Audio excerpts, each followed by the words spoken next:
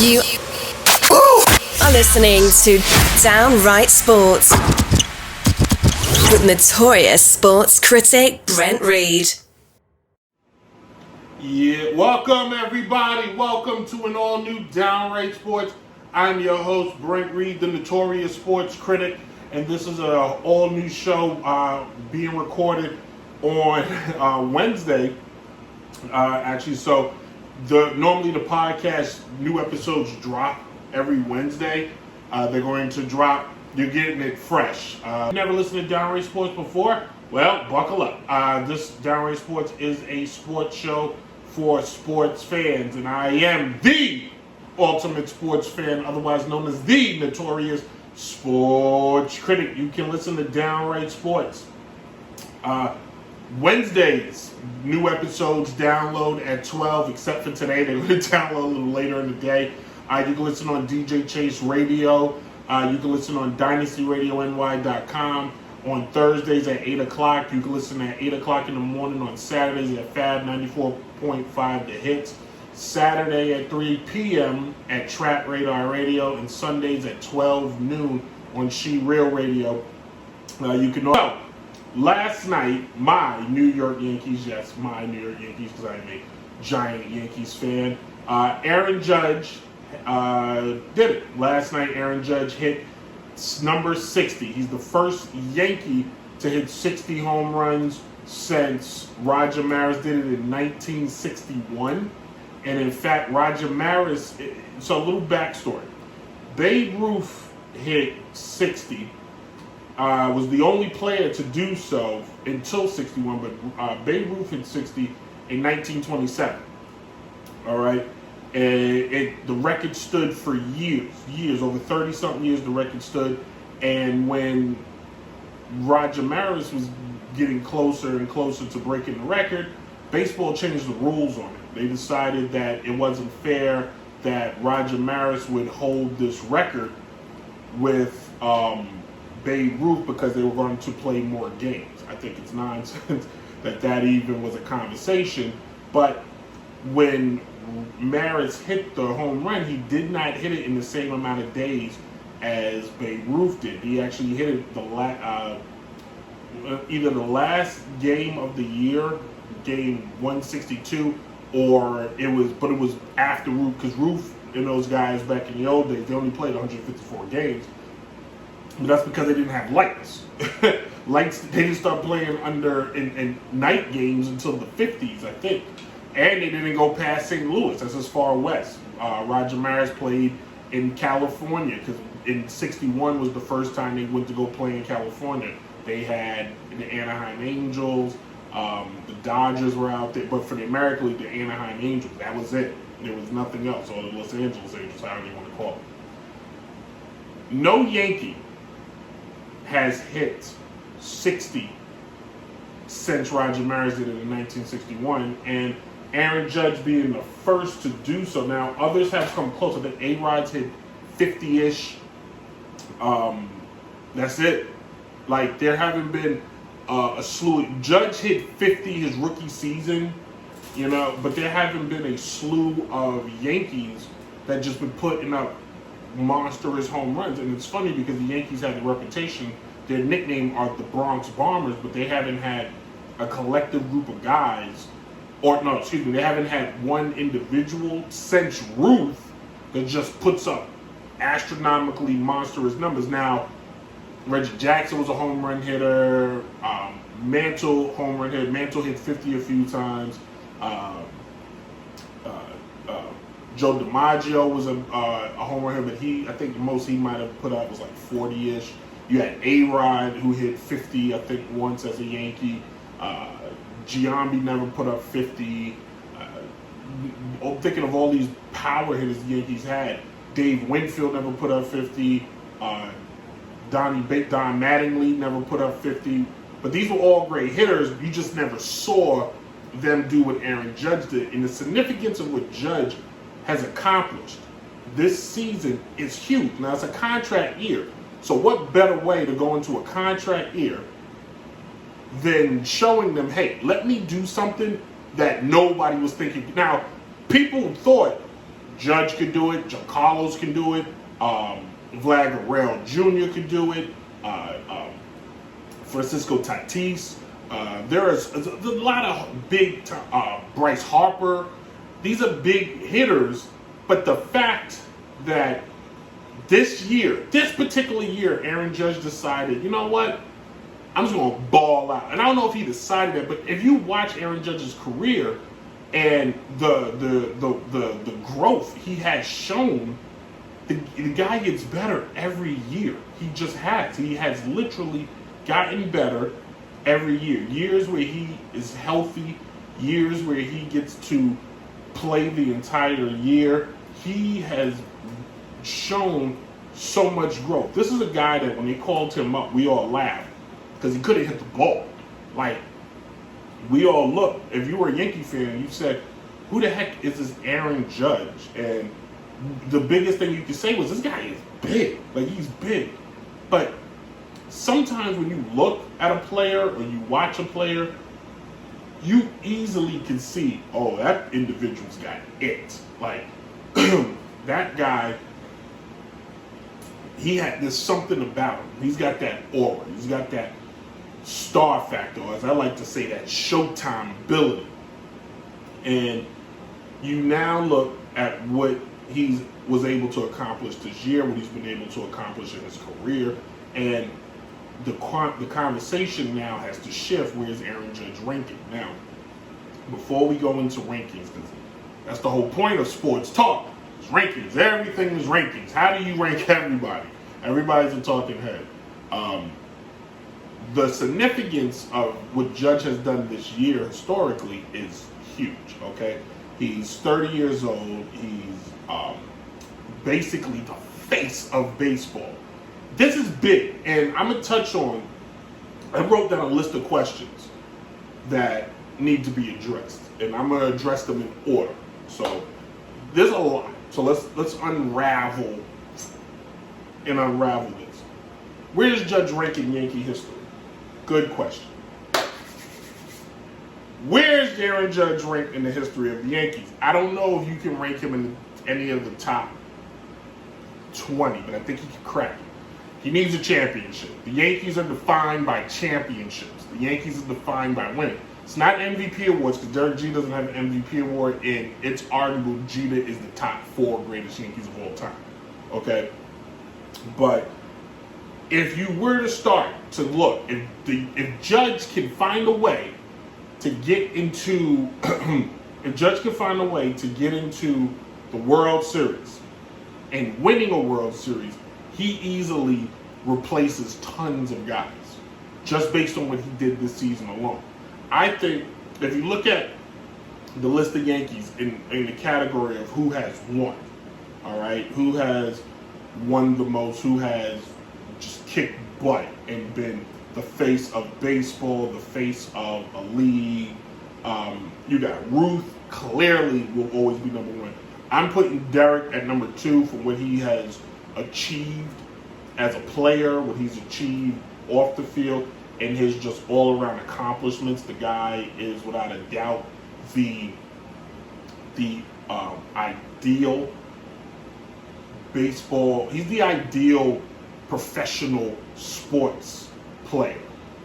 You know, like, I don't know why I couldn't find the words, but he's what you want. All right, let's just move on. Joe DiMaggio, Lou Gehrig, Yogi Berra, Mickey Mantle, Manuel Rivera, Reggie Jackson, Bernie Williams.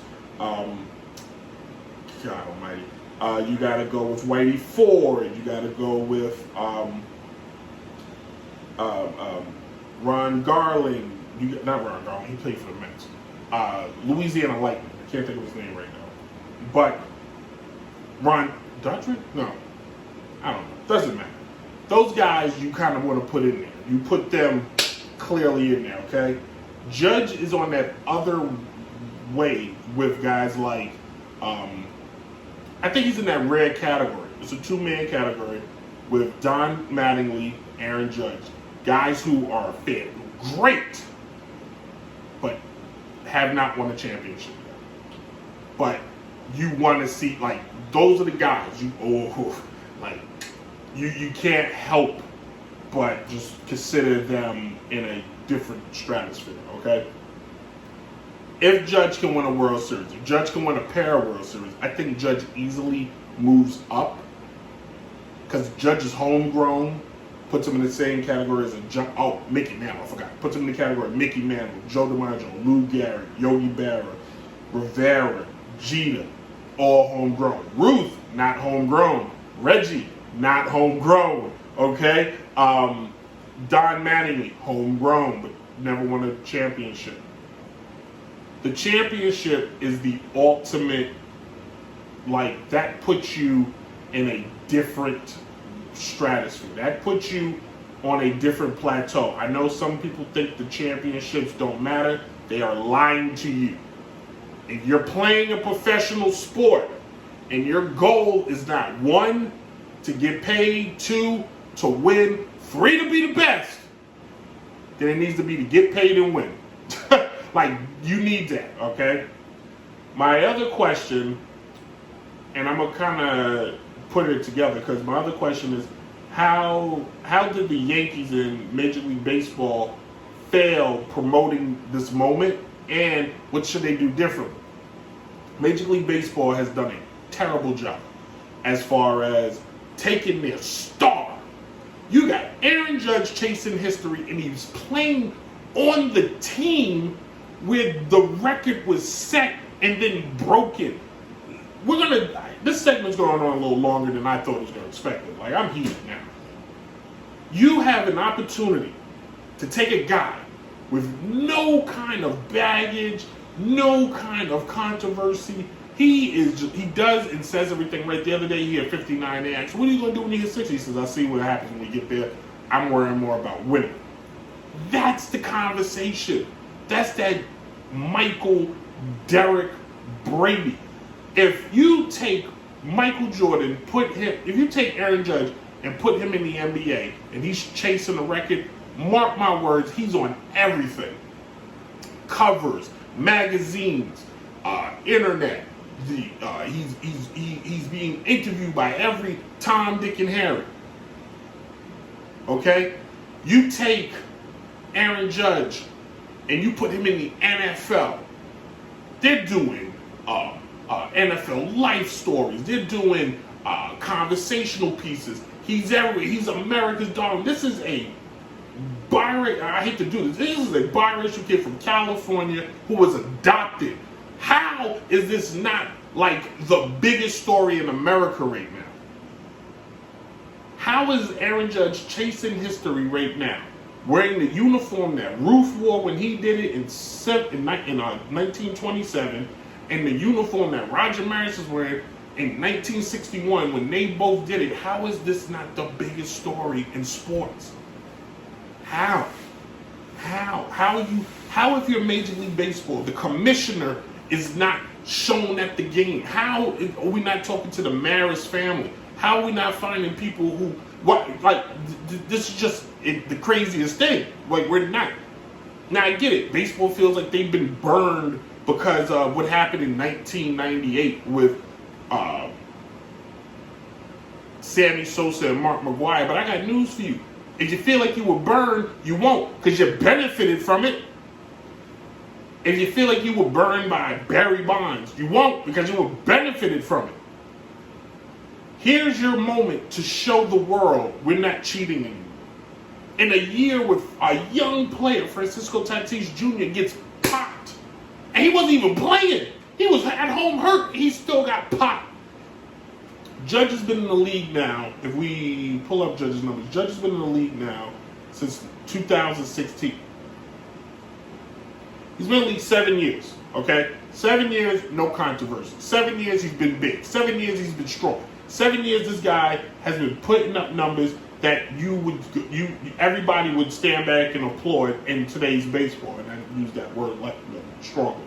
Aaron Judge's second year, his first full year with the league, he played 155 games. He hit, he hit 284 with 52 home runs, rookie season. His second year, He followed it up with 27 home runs. He was hurt most of that year. 27 home runs. He still batted .278. Then he followed it up. He was hurt again, but he still. Let's go to a year where he kind of gave us some. So last year he played 148. He put up 39 home runs and he batted .287. The guy's a career .284. And he's a pure hitter. He can hit the ball. He can put the ball in play. Shifts don't matter to this guy.